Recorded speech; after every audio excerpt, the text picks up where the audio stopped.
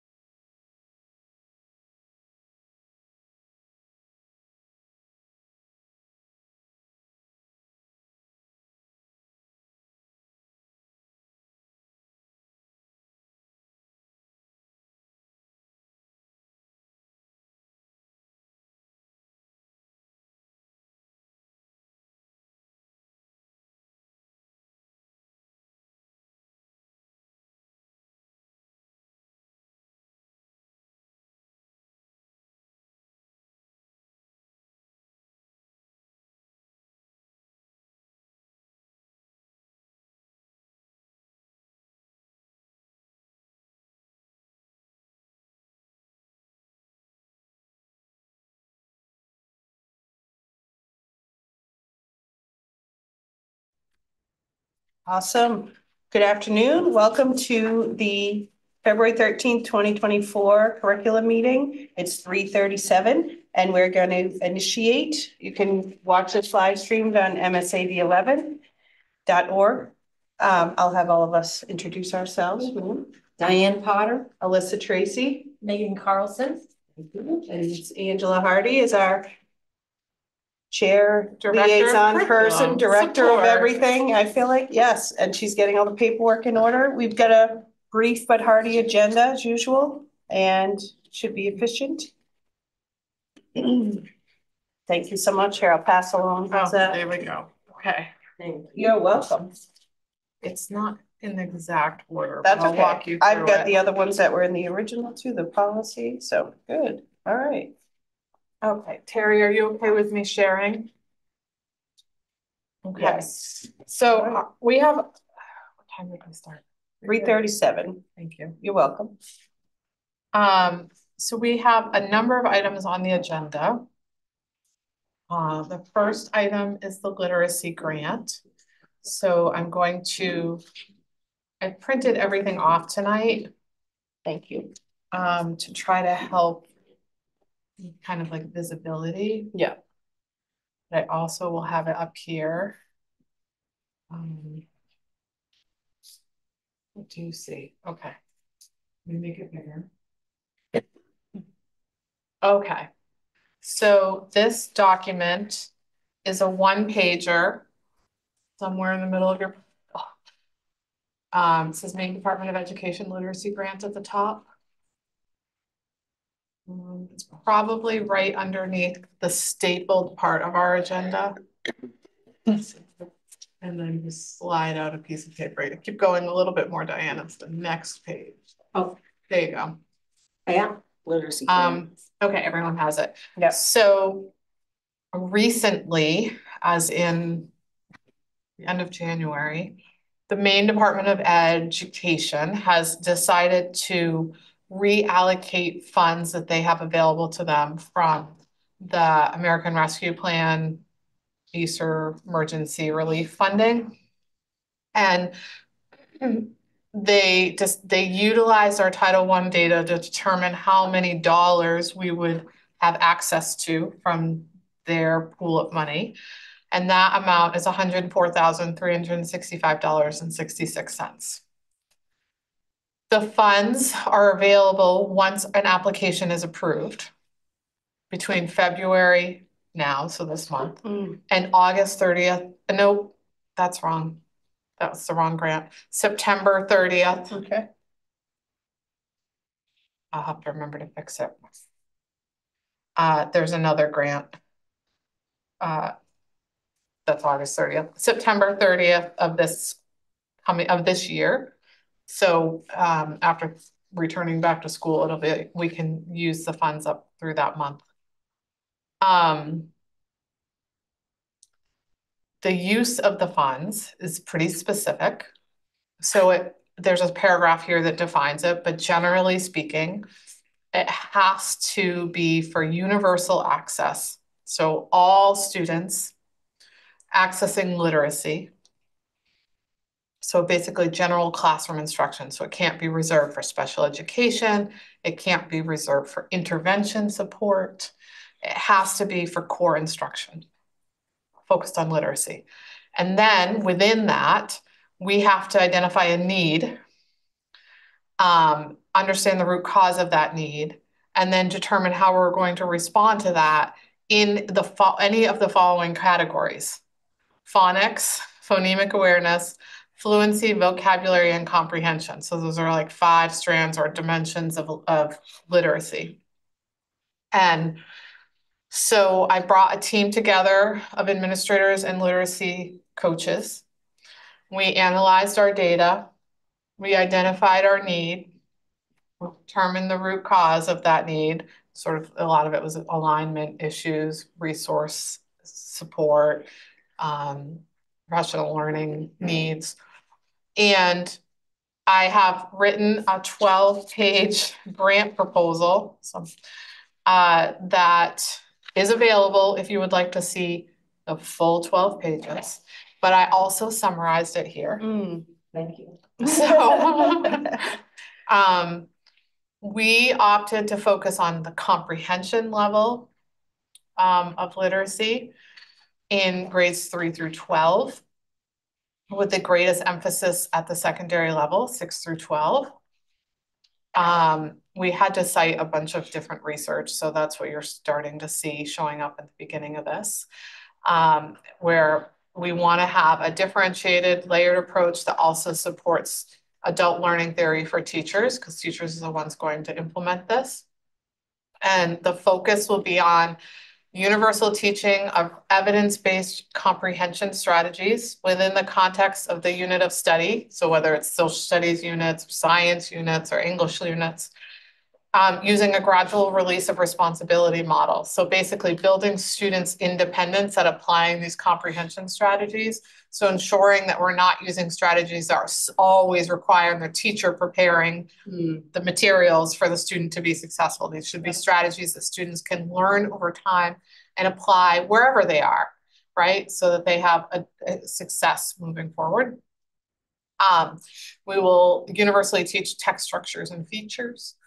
Tie in practices around knowledge building and activating knowledge, which allows you to access comprehension, and focus on word reading instruction to specifically include word recognition, morphology, semantics, and grammar, because that also influences your understanding of a text. The more complex a text is, the more the sentence structure is complex, the harder it is actually to understand it if you don't understand how those sentences are formed, and how to read them fluently. So the idea is the students will have learned the skills across content areas, similar strategies. They'll have guided practice in using them.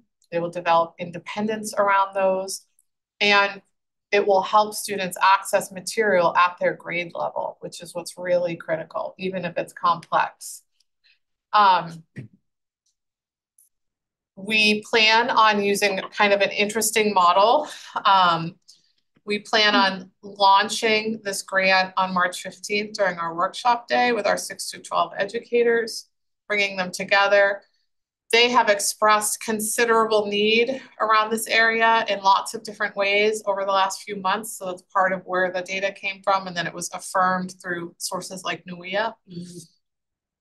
And we've been already sort of trying to think about how to respond anyway. So the funds are just enabling us to respond more quickly. Yes. And kind of lean into what is the science of learning? How does that tie to the science of reading? What are the strategies that research says are the most impactful? Why would we lean into this work over the next number of months? And how is it meeting a need you have as an educator? How is it meeting the needs of the students? And then really trying to get interest from at least 10 educators between grades 6 through 12 to move into a train the trainer model. Okay, that's what I was gonna ask, like, how do you infiltrate that? Yeah, with all these exactly. schools and layers and we know instructional coaching works, right? We have a lot of evidence of that. Yeah. We can't hire 10 instructional coaches in this. Right, no. But what we could do is build capacity of staff who are already working closely with their colleagues. And we can do so by providing them some stipends or hourly wages outside of contract Right. time technically for this work. And with a little release time a day this spring and some time in the fall, plus some time this summer that they'd be paid to join us and engage in deep learning around literacy as it relates to generalized literacy and content-based literacy skills and comprehension, using our expertise in-house, our high school librarian and our literacy coaches, and training them on what we call professional learning group facilitation. So how do you work with a team of your peers in learning and using student data and student work to accelerate the practice of implementation in a respectful, professional way? That's hard. It's really, really hard to do the work. It's hard enough to do it in your classroom, but then to do it alongside your peers when you, are their equal colleague is hard. So there's specific training on that. We would hire for that training, and we'd have the administrators to coaches and these 10 educators go through that facilitation training. So there's like alignment and agreement and support. Meanwhile, that helps also build leadership skills generally, just across our district, right? Which is always good. It's kind of back to that model of the small groups. It ties in nicely. See how that's working? Yeah, I do like that. So then in the fall, in August, when we come back during our workshop days, a professional from Corwin, which is a publishing company, will come join us around the text How Learning Works, which is a research-based text around learning, but specifically there's comprehension strategies tied in. So they'll do this big launch, energetic, why we do this, and then they'll teach us some things that will be particularly helpful in setting up the school year so that these strategies can become successful. So we can learn from outside and from inside, right? So you can have some people like best to listen from some expert outside of the district. Some people like to learn from within. And then that will launch our interdisciplinary team. So it's going to be not just the math team and the social studies team. It'll be like educators are like maybe who work with 9th grade the most or 10th grade the most. And they're trained facilitators, 6th to 8th grade teams and 9th to 12th grade teams. And they will kind of move through during our early release models, schedule learning themes, but focused on this next year. So they'll lean into kind of the core universal speak part. Then they'll select a strategy they're most interested in as a team. They'll learn the strategy because the facilitator will have that knowledge and will have support in planning for that.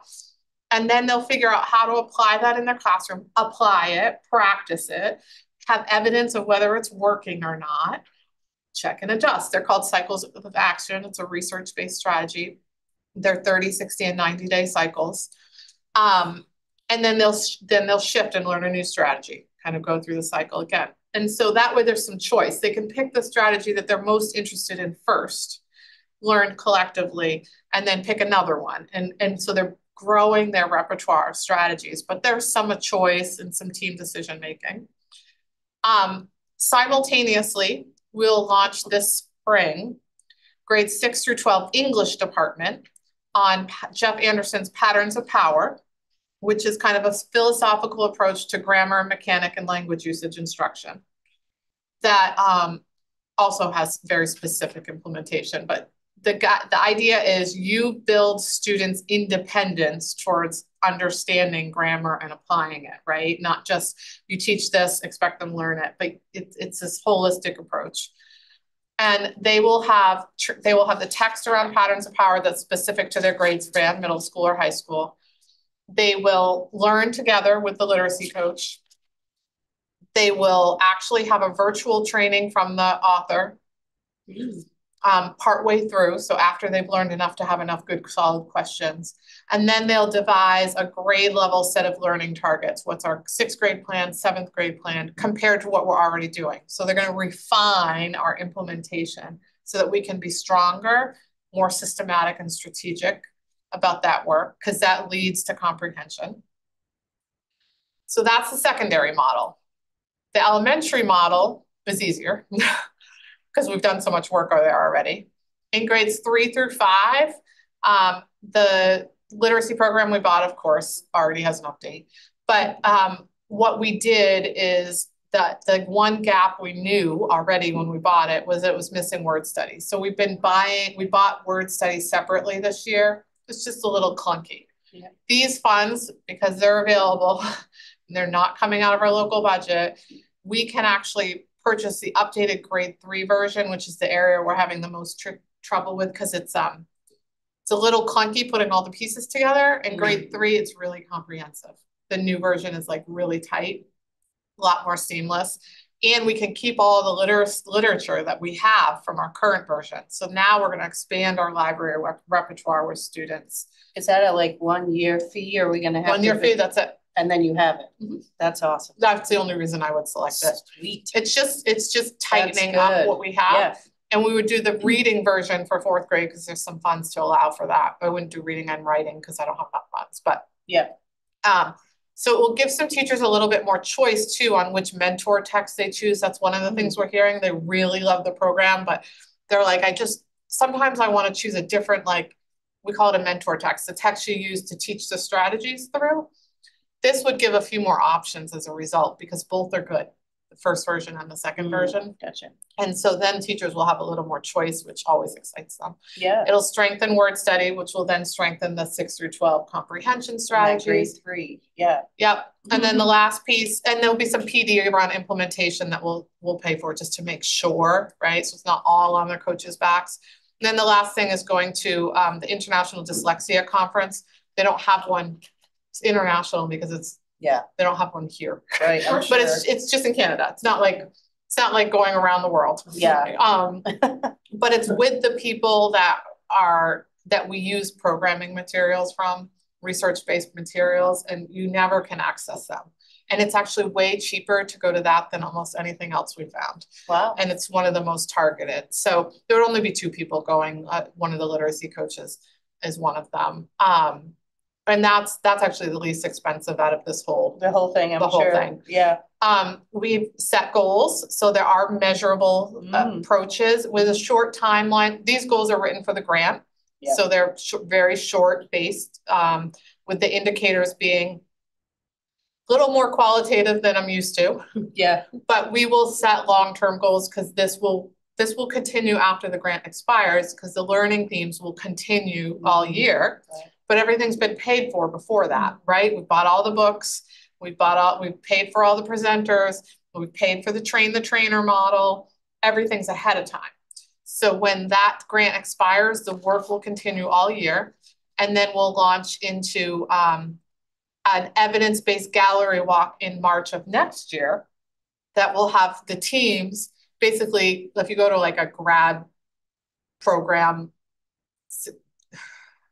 like a presentation or dissertation kind of thing. Right. Yeah. They have these big posters that they make that has like, here's what our theory was, and here's how we did it, and here's the evidence that it improved student learning, and here's my own professional reflection. Those kinds of things will be created, and we'll have some gallery walks and some learning around how we did. A little bit of celebration, hopefully. Well, and you'll have it all written down, and you'll actually have the things and the practical use of people that have implemented it. That's pretty amazing. And then we've built capacity across the whole district. Yeah. So that's what this grant is about.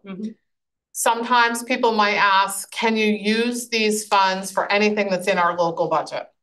Right? Can we? Yeah. So I did remove all of the patterns of power materials that we put in for next year's draft budget that we haven't even looked at yet. Right. I already removed those costs because I'm hoping they get approved here. I can remove, if this gets approved, which I should know this week, I can remove the consumable costs. So that's like the little student journal books and stuff that come out of the current literacy program for grade 3 and 4, those costs for this year, because we'd be getting the new program and they automatically come with them. And so that's deferring funds to a grant instead of the local budget. Yeah. We weren't sure how we were going to respond to the literacy need we're having in 6 through 12. It's a crisis, but it's a big, huge need. And you would have to use professional development funds for that we hadn't yet determined what those would be.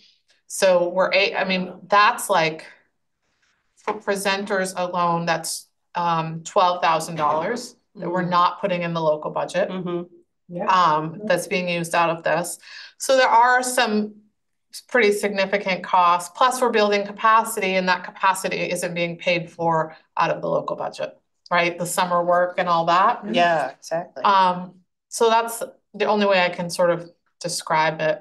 No, that's very succinct, I think. It's helpful, and it sounds to me, and I don't know enough, do coaches generally work with us in the summer? They have a teacher contract plus 20 days. They Okay, can flex to 20 days. Usually we do 10 at the beginning of the year, 10 at the end of the year. okay, But sometimes we'll adjust it 2 or 3 days on each end and do it some during vacation weeks. So Okay. like they'll have most of the week off, but they might work 2 days over February vacation to like prep for a bunch of stuff coming up. so I'm sure they're like excited about this, but I wanna make sure their capacity also is being met, right? Yeah, Yeah, and they were okay, part of the design. awesome. Yeah. It sounds pretty awesome. Yeah, it does. Okay. Yeah. So so it's been submitted. Great. We are waiting to see if it's going to be approved. And we may have to make some edits, we'll see. Right, yeah. If it is approved and we decide something isn't gonna work, we can go in and edit and request a reapproval. So Oh, good. that is allowed. Yeah. That's a lot to do for, it's not nominal, but $104,000, that's a lot. I mean, already the work you It put is a lot. in It too. is. And then the Really is. savings you It's mentioned. kind of so exciting. Thank you for everyone that worked on that. So that's it was originally 95,000, but some districts opted not to utilize the funds, so they redistributed Oh, the nice. extra funding and it pumped up. So that Good. was nice for us. That's awesome. Well, the state does some good things. It's a real windfall for sure. So this one I'm gonna have to make bigger. The next item is, look, that's moving right along. I know, we're doing good. Is also in your packet. And it's a single page, no, it's actually stapled wrong, I'm sorry. It's at the very end of your packet. Sorry, this was our copying problem. Yep, you got it. And it's stapled going the wrong way. But I do try always to bring this is only a draft budget. It has not been vetted. It hasn't gone through the whole finance committee. It hasn't gone through all the things that we go through. This is the initial The whole list, yeah. for curriculum. It does Mm-hmm. not include my salary, but I didn't put anyone's salary and benefits in this because that kind of you look at that differently. Right. Yeah. So just because especially some of you have never seen this. So I try to do this annually. So I have these categories. And so for example, the work this summer that I said, like we would train the trainers. It's curriculum-based work. We have a contractual agreement that said if someone works outside their contracted hours, they get paid 1% of the base salary. That's the hourly pay, and then that pay times however many hours they work. So if it's based on curriculum, whether they're doing it after school with me or they're doing it over the summer, then that hourly pay adds up pretty quickly. And so I've always had $10,000 set aside for curriculum development work. Makes sense. We try to do as much as we can during the day, during their job embedded time, but it doesn't always work. So that's been stable. As has professional development is 10,000.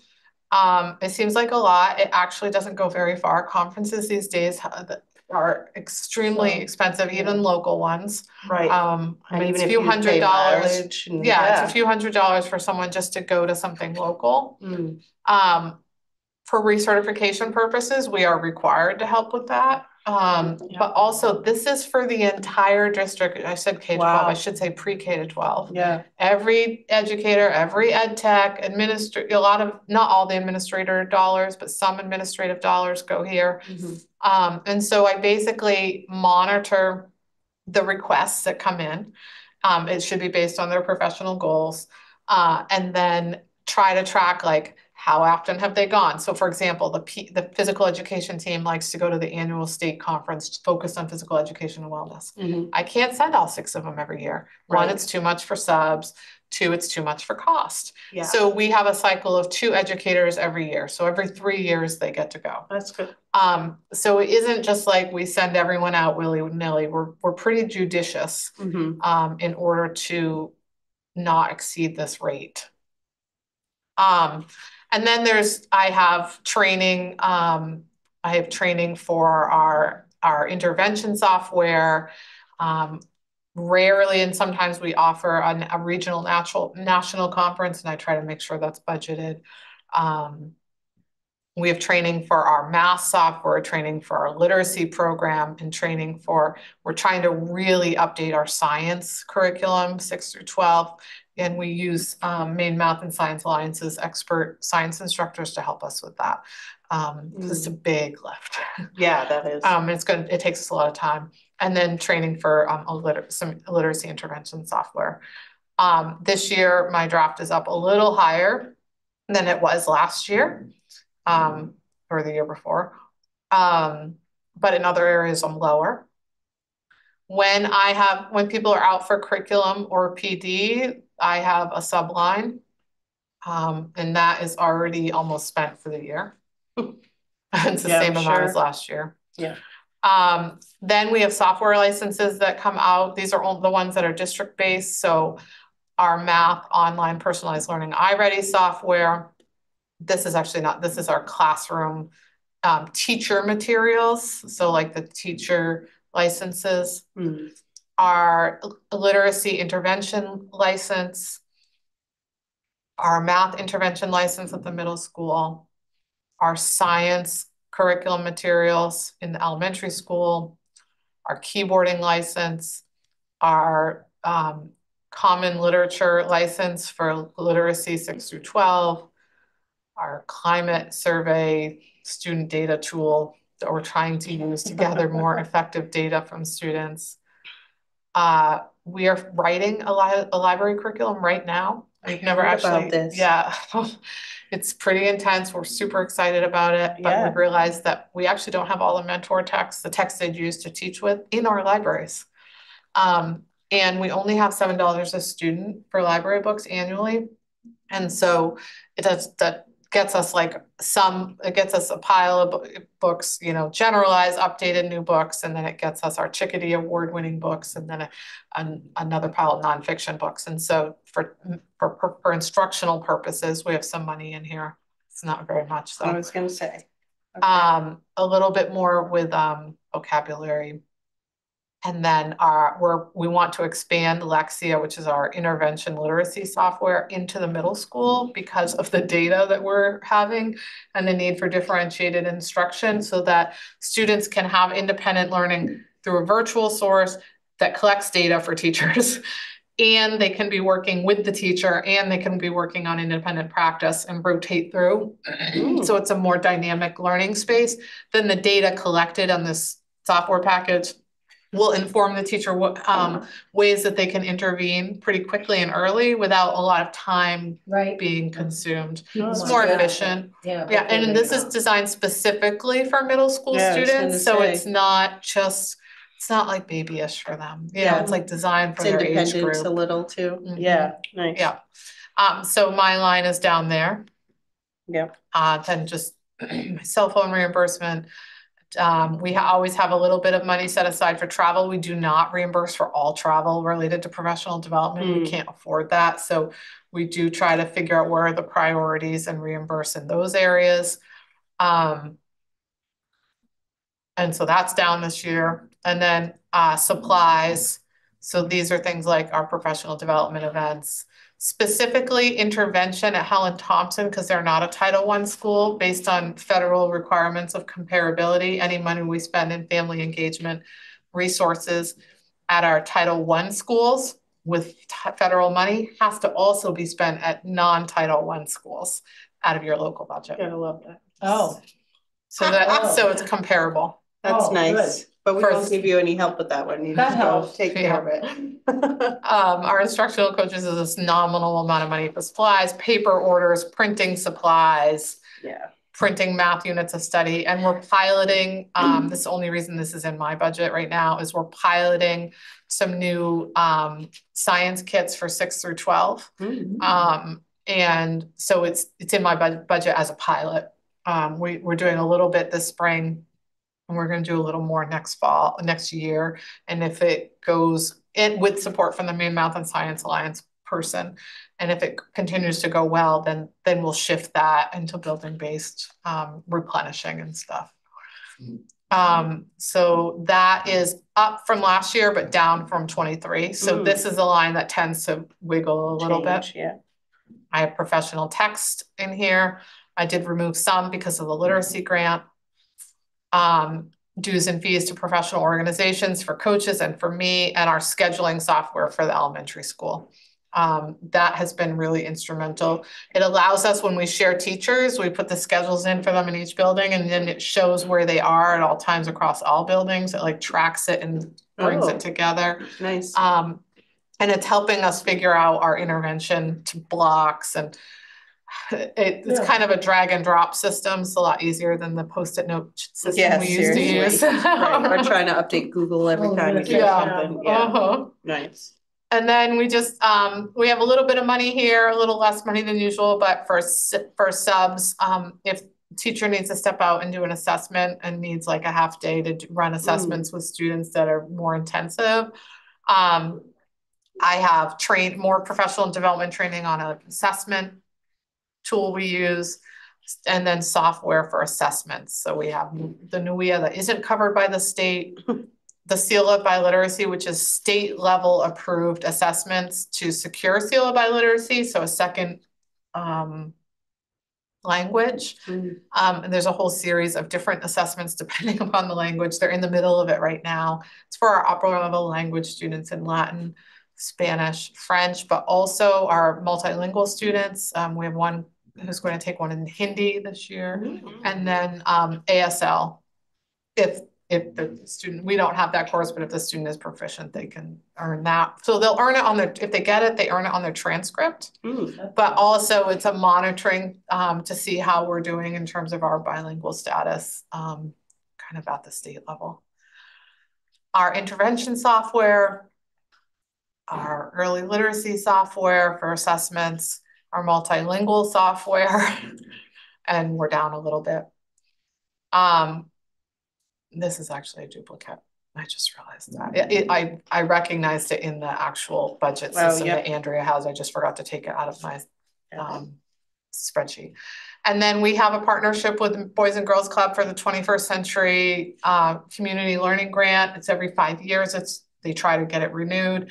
It's a ton of money. They provide all the tutoring and after school services. We do a data sharing agreement once parents sign off to make sure that the intervention after school is actually showing progress in student learning. And our contribution to this very large grant has always been $18,000. Wow. So that the grant is actually up. They are applying for another cycle. Our only worry, so we reserve the funds in case they get it. Our worry is that our free and reduced lunch rates have dropped drastically in this district, although it is, we don't believe it's an accurate representation of our communities. And so that may influence their ability to secure the grant as a result. So we're waiting to find out. Yeah, it's pretty frustrating. I always thought I'd be willing to go door to door if you wanted to We find used to out. try to give away an iPad even, and Yeah. it didn't. I know. Do you have any questions about where the dollars are going? No. I in my little old mind, I'm feeling like Joe Biden lately. I wondered if you know that thing we send out in the spring before the June meeting in the gym over there, you know, if we had something concise and simplified of, because we spent this on this that got us this, and and our scores went up, or whatever benefit you got for a few highlights, and then on another page, if we had this or this, we believe we could do this or this, but that will have to go for another year because we're trying to, you know, because of the budget. It's a good idea. If they would, you know, it might grab people. Like a Visio almost of the As part of that budget supplement, that little You couldn't put brochure everything that we in, created. it'd have to make it big stuff that grab them somehow. I'll give that some thought. Kinds of Just went through. Yeah, exactly. I'll think about that, Diane, see if there's anything I can come Yeah, up with. anything that helps people understand. Infographics always help. Yeah, they're just hard to make. They are, they In take a our lot of world, time to yeah. be, yeah, and you got a lot of lines going different ways, but Mhm. yeah. The one about the per capita spending per pupil for different districts. Oh, yeah, totally. That grabs me. Yep. Yeah, and that one we do every year. Mhm. But it's a point of pride, and on people's pocketbooks, where we spend dollars. I mean, it's hard. So we're okay with the budget and it Yeah, was I think so. informative? Okay. So then our next, oh, we're moving right along. We are. Our next item is, policy IKF. Now, none of you have the history with this committee, but we have revisited this policy numerous times, mostly around the pandemic, because we had to keep going in and change the community service. I do remember content that hours. from policy. Yeah, yep, I do remember that. So we've sat with it for a little bit. There are two edits that we want to bring forward. I did give you a heads up on this when we went through the program of studies, that we would want to make one change, and that, you know, they go back and forth with each other, right? Each document reads into the other one. So I'm gonna actually just scroll through, but the graduation requirements is our policy that guides what's required, obviously, when a student graduates based on their entering year. What are the requirements when they entered?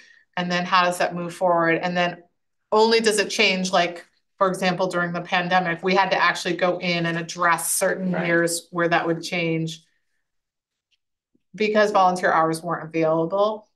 And so then we scripted how that influenced them in the future. And they didn't have to rely on a prior graduation requirement policy. So the only changes, there's two.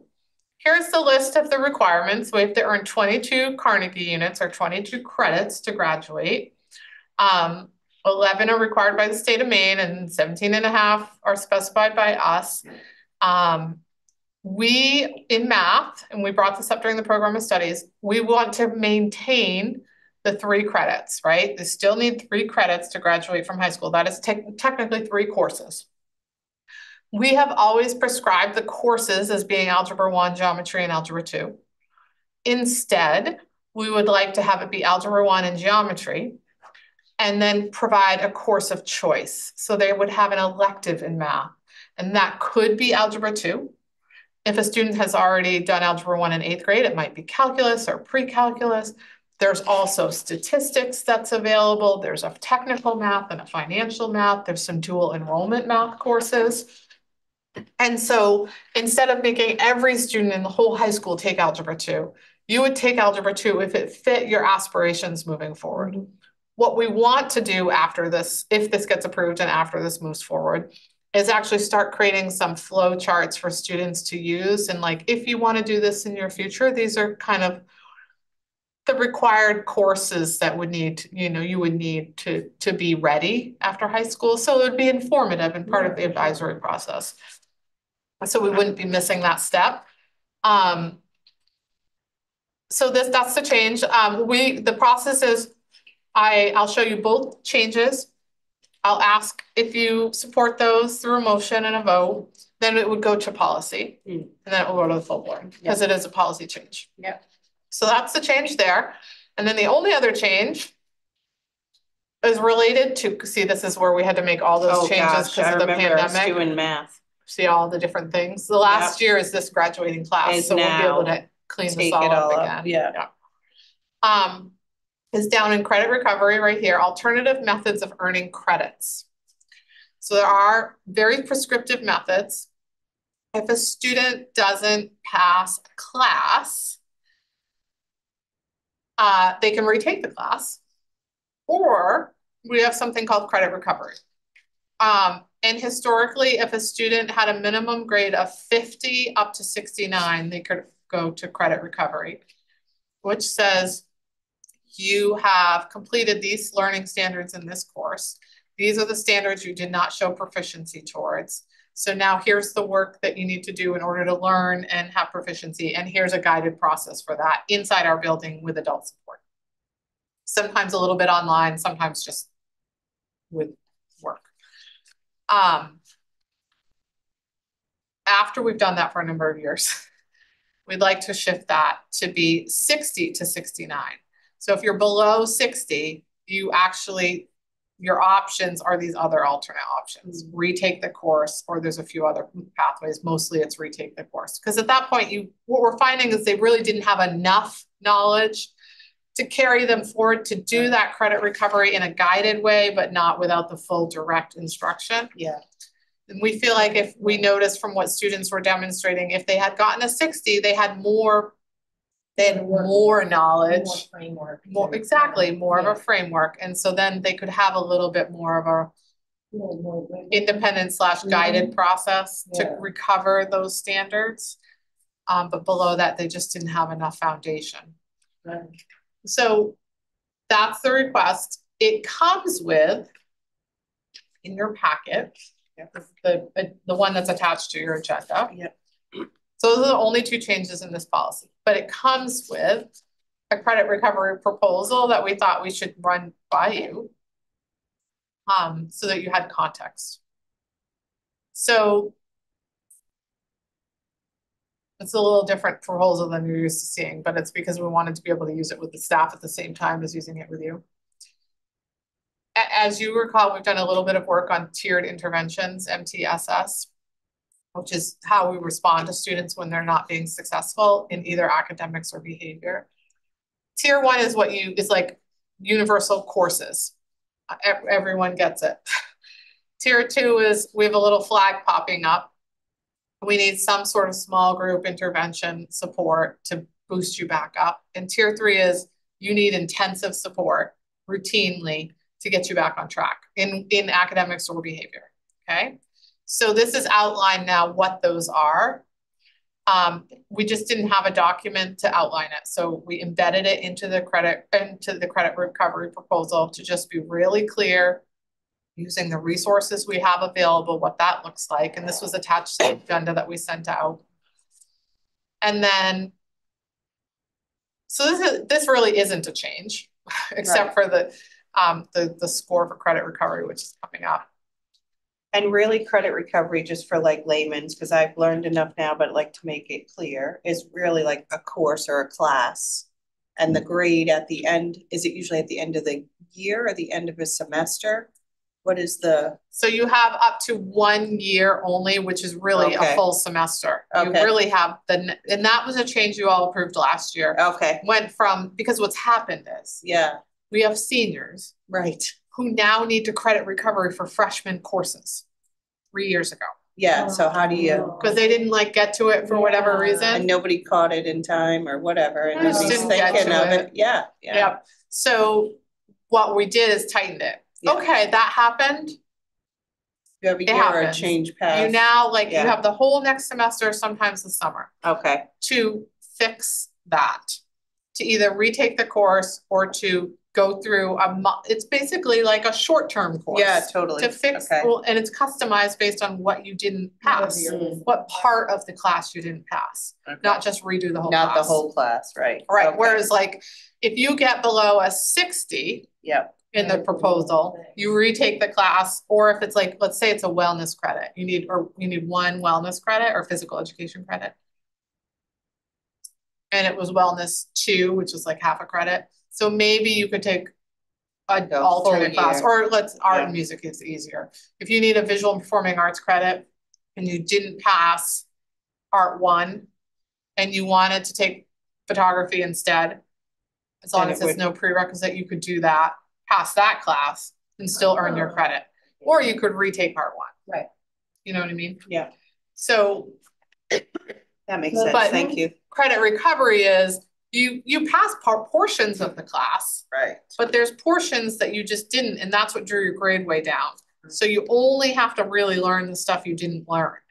That makes sense. Makes sense? And so it's a short-term fix. Yeah. And that's why they want to go instead of from 50 to 69, where your range of, the range of where you can take credit recovery, to 60 to 69, because they say you have to have enough of a framework to be able to do that work.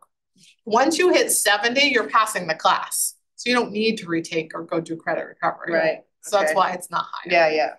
So in here, the proposal is in this qualification category, instead of 50, which is here, it would now be 60, and we'd adjust it in the policy grad requirements that I just showed you. Yeah.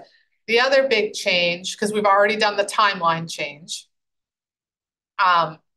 is it depending on our contract with Edmentum, this may shift by a year, but basically we have been using an online platform to help with some of the learning of the short-term course recovery. We're not sure that that method's actually as effective as we'd like. Okay. So the teacher, what we want to do is shift those dollars from the software into staff compensation for after contract hours. Yeah. Use their expertise to design Google Classrooms that have these, like if these are the standards you're missing, this is the content you need to learn, the sequence of learning you'd go through, and the material you'd have to provide evidence of your learning. And so some of that's already done and some of it isn't done. And so we'd like to shift those software dollars into staff compensation time so that can be prepared. And then other staff dollars that were already dedicated for staff compensation is outlined here and how we do it in case you weren't familiar. Yeah. The team just clarified the roles better. Yeah. And so rather than just whoever was willing to come and do credit recovery, now we will have a representative from each content area that's responsible for credit recovery in their department. That makes sense. And we'll have an ed tech who's responsible for supporting credit recovery, ed tech 3, so an instructional ed tech. And we'll have dedicated staff there from 2 to 4:30 after school to support credit recovery with students in person. We've had something similar. This is just much tighter, more formal, and ensuring that the content areas are represented. And the teacher representative could fluctuate or could be different people. So that's year to year. Yeah. Right. Yeah. Does that make sense? Do we have enough? Do we do it much in the summer? Well, since we're shifting the system, we're not sure. Yeah. Right now, probably. Sure. I'm sure there's a lot, right? There's probably a few juniors that we're going to try to catch up this summer so that they can fall within that timeline. Right. Whereas seniors, it's like, this is our last ditch effort. We want to really help them. But hoping to have this tighter structure moving forward, it will be minimal in the summer because you could do most of that work during the school year. Right. Or, so I think that's important. So this kind of goes hand in hand. So we have 2 changes in IKF and kind of a conceptual support of the credit recovery adjustments, the proposal to the adjustments. Do you have any more questions about that? You've had some good questions. No, I'm glad to see it in writing like that. And I think it also gives a student something that they see that's tangible too. It's not just a thing online that they go through and they're like, oh, I just keep doing the thing, right? Yeah. Yeah, once this is proved, then we can kind of start getting it set up in an accessible place. Some of it will be in the handbook and some will just be probably under our school counseling pages and stuff like that. Would you like a motion? Yes. Okay. I move that we accept the policy IKF edits and the credit recovery process and such as attached. Again. We both second. Oh, good. Perfect. I guess we're all in favor then. Yeah. Officially. Excellent. Thank you. Awesome.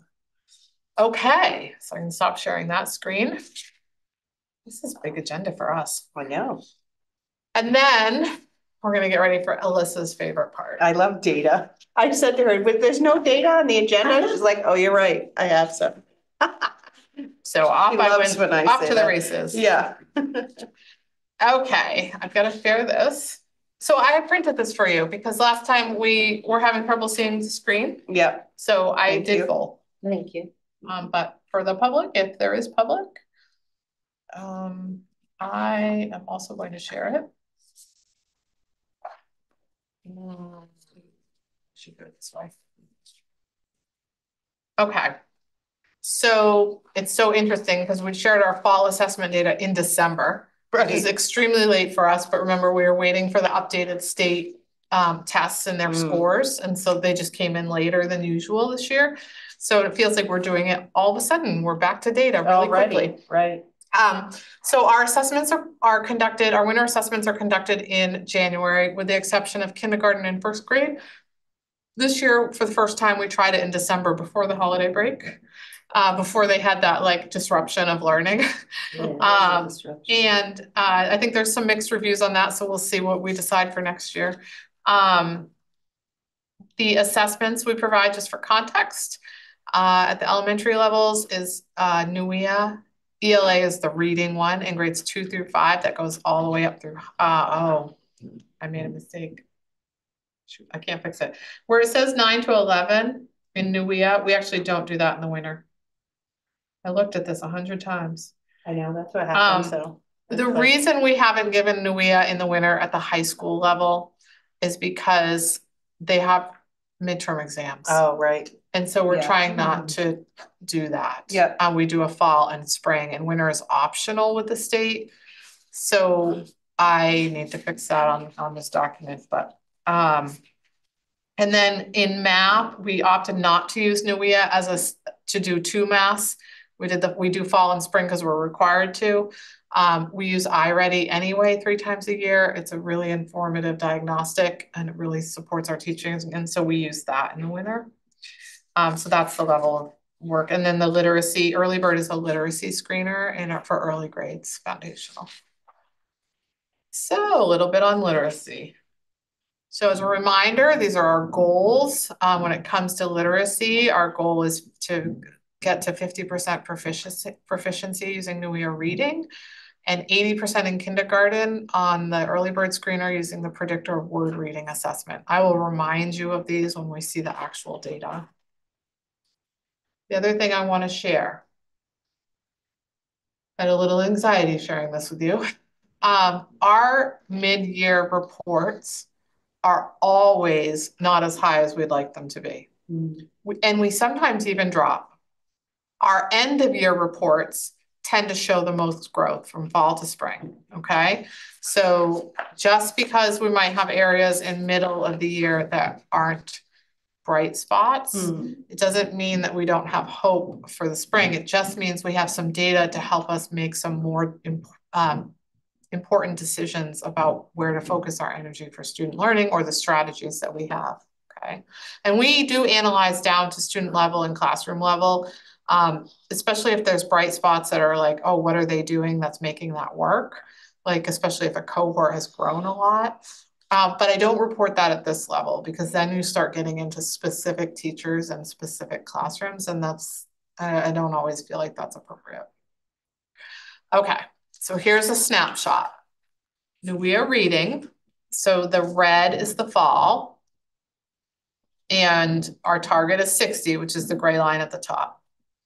And the blue, purplish now, is the winter. So in all grade levels where we assess 2 through 8 in this time in the winter, we are lower than we were in the fall. There's a reason. It doesn't mean that they stopped learning. It means that the bar changes throughout the year, right? So at the beginning of the year, we know we have an end of year standard to meet. And sort of what these tests do is they sort of identify, well, what's the benchmark for beginning of the year knowledge? What's the benchmark for middle of the year knowledge and the benchmark for end of year knowledge, right? And it's this is norm reference. So it's based on the pool of students that you're assessing nationally, right? And so it's not based on criteria, which is a different assessment we have. It's based on kind of a normed. So that skews it a little bit too. Yeah. 4th grade and 3rd grade, that's actually, I'm okay with those numbers. They're not that far apart. There's some bright spots within those grade levels. I'm a little concerned with 8th grade. 8th grade, yeah. So they do some great data work to figure out like, so what specifically about this data. And we always have to remember there are some student engagement concerns in the middle of the year about taking the test. They just kind of are done with taking it. But that's everywhere. not just here. So it can't be that as our, so it is what it is. Here's the data. Yeah. But when we look at kindergarten early bird, our youngest learners besides pre-K, this assessment provides us 13 subtests. It's a game. Kids get online, they meet little Pip, a bird, and they go through a game board where every subtest, like letter sounds, letter names, deletion, are different characters on the game board that they meet and they play games with and they respond and then they earn like a toy or something in the picture. And then eventually they sail a boat across the river with the little bird. They're very happy about this. So dyslexia score does not mean they're dyslexic, just so you know. It just means they have indicators of 3 different subtests that come together to create a score that says, you just want it, these kids are at risk. You want to make sure they build these foundational skills in these particular areas. You can change this, okay? And so lean into these pieces. That's the purpose of this assessment, is to mitigate the factors around dyslexia, right? So that eventually we get to a place where like, oh, okay, this child by 2nd grade, like really should probably be fully screened, right? Outside of our system. So in the fall, 60% of our students were like doing all right, and 40% were coded as at risk. But normally in kindergarten, we teach those foundational skills. So that's kind of a normal score. Already, middle of the year, remember we're doing this a whole month earlier. So this is now in December instead of January. We're already up to 75% proficient and 25% at risk. So that's good. You want it to go down in the yellow. Right. So, and we still have half the year left. So that's pretty exciting. Then we have this PWR score, which means predictor for word reading skill. That's one of our district goals, that in kindergarten will meet 80%, will meet the predictor of word reading or word reading. So right now we're at 61%. So we're getting close to the 80% target. So the 39% is what we really need to focus on so that we can pop that up to 80% or more. So that's really promising. Nice. In 1st grade, the beginning of the year is to the left, the 3 categories that are similar to what we saw in kindergarten. Deletion skills, non-word reading skills, which means they're really thinking about the sounds they're hearing and the chunks of sounds and kind of able to replicate that and piecing them together. And then word reading skills. The concern is our middle of the year is to the right.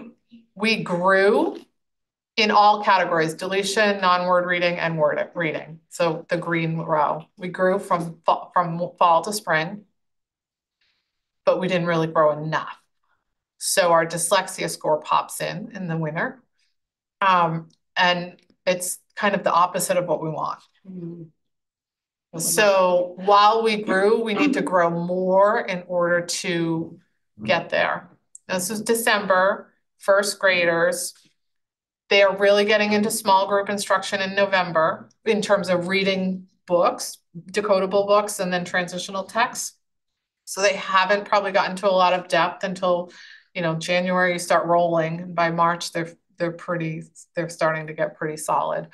So I do believe that the spring score was going to be significantly different.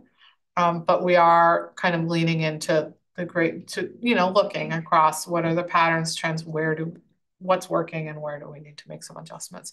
We don't have enough data yet to show year over year because it's still a fairly new tool for us. So that's something we'll also look at as we collect data to figure out, is there something that's always happening in 1st grade or not? But there is growth, and so that's really good. Yeah, because kindergarten almost painted the other picture and then it like swapped. Yeah, interesting. What is deletion? So can you take a sound away?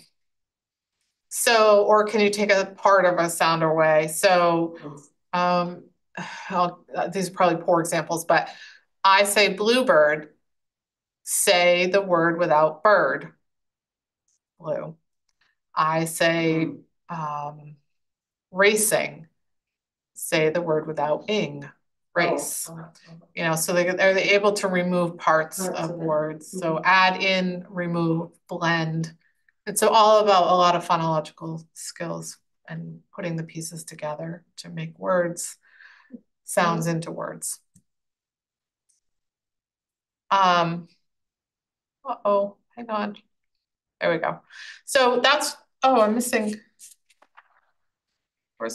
There it is. In kind of trying not to get into all the weeds at this point of the year, just trying to let you see. So what is the area of focus? Well, grade 2 takes NUIA, and their area of focus, their strands are different. Foundational skills is one of their strands, and they're really strong in it. So my hope is that what we just saw in first grade's foundational skills were weaker.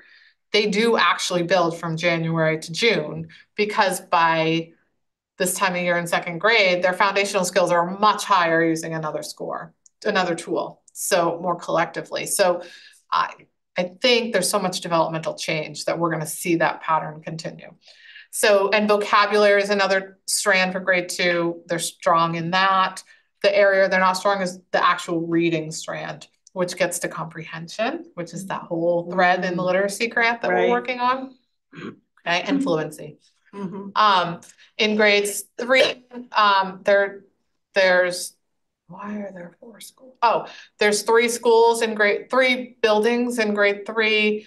2 of the buildings really need to focus on vocabulary, 2 of them on informational text. There's an overlap of one of those, one that was like exactly even vocab and info.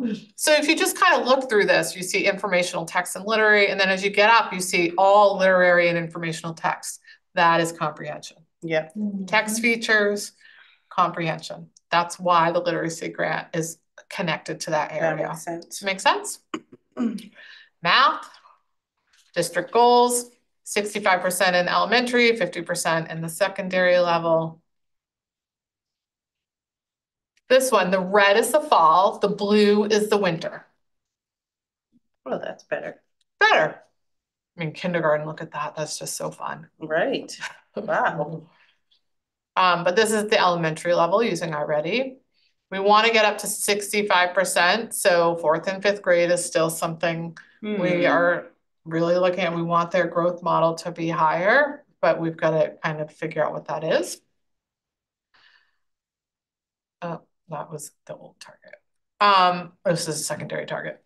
So this is using NUIA, which is a different tool. So I did not use math NUIA in the elementary grades. So the green is the fall and the blue, this is math. This is math. And the blue is the spring, is the winter. So we're making growth in 6th grade, 7th grade. We dropped in 8th grade. Yeah, again, huh? We're in 9th and 10th, we don't take it again, right, in the winter. So it's just the same score for now. That gap. Yeah. So we are digging into 8th grade data to figure out what's going on there. It's interesting we had the middle schools had so many issues that they've been dealing with. You wonder if the kids are just very distracted by their phones. It's all kinds of theories out Yeah, there. Right. Yeah, because reading and math are pretty big gaps. Yep. Yeah. This is going back to iReady's K5. It's just a unique way to show you some data. So look, K to 5 all the way down. And what we call is placement data. Where did they come in at? Did they come in in the fall, mid or above grade level, early on, 1, 2, or 3 grade levels below? Now, obviously in kindergarten, you can't really be 2 or 3 grade levels below. Right. So that's why they're the gray boxes. This is what you want to see. You want to see, have they made typical annual growth? And at mid-year, typical annual growth is 50% or more. So half the year, right? 50%. So at all levels, kindergarten's on track. And so if you look at 1st grade, the kids kind of on grade level or a little below. This is collectively across the whole district, not by building. But if they're early on grade level, which means they're almost like where we think they should be, this is a criterion referenced assessment. So this is not normed based on a percentile of students taking the assessment. This is based on the criteria established. Where are they at based on the criteria?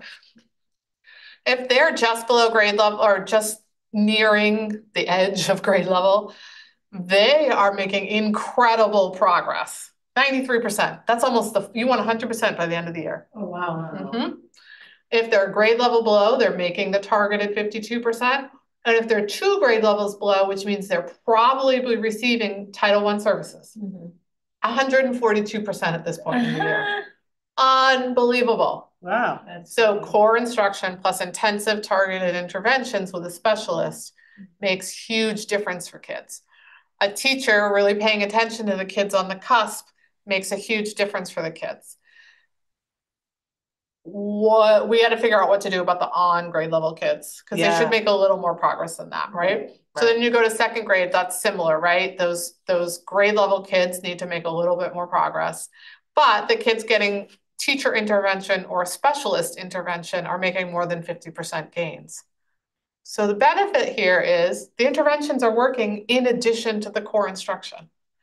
We just got to now figure out the grade level kids. We don't want them lost. Right. So that's what I was going to say, because you're kind of meeting them where they're at and then seeing the progress. So they could move from one row potentially to another, and hopefully you have them going towards grade level. And we have all kinds of models to look at. This is just one. Makes sense. Okay. Third grade is super interesting. Grade level kids, beginning at grade level, it should be a 50%, they're 81%. Grade level kids. So what we need to do is figure out what third grade's doing that's creating that outcome to support maybe the other grade levels. However, look at if they're on the cusp, 1 grade level below, they're almost at 50%. So that's almost a green bar. But just on the cusp of grade level, we're like, we got to think about that a little bit. But if they're getting targeted interventions, 2 or 3 grade levels below, that little asterisk means most of those kids are in Title I or special ed services, right? By third grade and up. They're making their targeted typical annual growth, or more. Fourth and fifth grade, the students getting supplemental interventions are doing great. We have this, we don't have that many, just so you know, the numbers are smaller in fourth and fifth grade at grade level currently. Hopefully that won't be that in the future, but they are not making the growth that's necessary. It's kind of that, like what's happening in third grade that isn't happening in fourth and fifth grade. And it doesn't mean the teachers aren't working really hard with them. It just, we just got to figure out what it is. We got to figure out what's happening. To the criteria, growth towards that criteria. And it's not a foolproof tool. This is one measure. There's lots of other measures that we have access to, and teachers may say when we disaggregate to these student names, which I won't do here, but they'll do in their classroom with their peers. They may actually say, well, this assessment over here, which is also normed, they're actually doing really well. So maybe they just didn't value this assessment. But this one's an interview and it's based on all these specific features, this other one, and it gives a little bit of a different profile of a student. So that's just something we need to look at. So if you're from this level, like we will look at it. But it's not a trend yet. It's just a snapshot. And then just because we're doing all these different these core classes with these different intervention models now at the middle school, if a student is in a core class and having math learning lab, 76% of those students showed growth on their NUIA. Wow. So this isn't the 50% mark, this is the number of students who showed growth, not necessarily 50% growth, but growth. Yeah. If they're in a co-taught class, so our tier 1 classes that are a little bit modified and getting an intervention, 63% of those showed growth. If they're in a math class and receive special ed services, supplemental, 61% showed growth. All students across all math classes, so all of those students combined plus everyone else, 65% of students showed growth. So that's kind of interesting. What I think would be more interesting is if we could figure out the students that don't receive supplemental interventions and then calculate the percent of growth there and see if it's similar to the other growth patterns, which would show, just show you, The first column there, they don't receive interventions. Right, so they have met the But, 50%? right, in third Right. grade, it's working. Yeah, Kindergarten, it's working, kind of in first and second, fourth and fifth, not. right. What would that look like in that last category? So we're gonna get on that and try to figure that out. It just takes a little more work. And then what does it show in terms of strands? This is mostly in grades 2 through 5, we need to focus on geometry. Well, we do, but we don't focus on it until later in the year. Right. So they're taking a test asking them geometry stuff, but they haven't learned it yet. So you see, so it becomes a strand. It's showing that we need more work on it. Well, we know we need more because the scope and sequence is that geometry is taught later. So that's that's easily fixable because it's coming up. Yeah. And then in these others, this is not entirely surprising. These are, numbers and operations in kindergarten, that's like the foundation of math, right? Yeah. So of course, that's gonna be the area that's gonna need a little more thing. So that's just what we're learning and figuring out. That's where we're at. There are lots of bright spots in classrooms and in grade levels within buildings. We've identified those internally. Buildings have identified those also and are kind of thinking through what that means for them and what they can learn from that. And if it's the cohort going up, like that's always been a strong cohort, or if there's just been significant growth with that group of students. And then making targeted plans for what to do next. But I just don't tend to report at that individual level here. Yeah. Well, I gotta go or I'll turn into a pumpkin. All right. We all have to go too. Enjoy. Any other questions? No, I think we're good. We'll sign off. Thank you for watching. Yeah. Okay. Thank you. Thank you. Very good. May I give you this so you can shred it or whatever? I don't want to Yeah. leave it. Thank Yep. you. I like yours with the color so then I can find exactly where I need to go.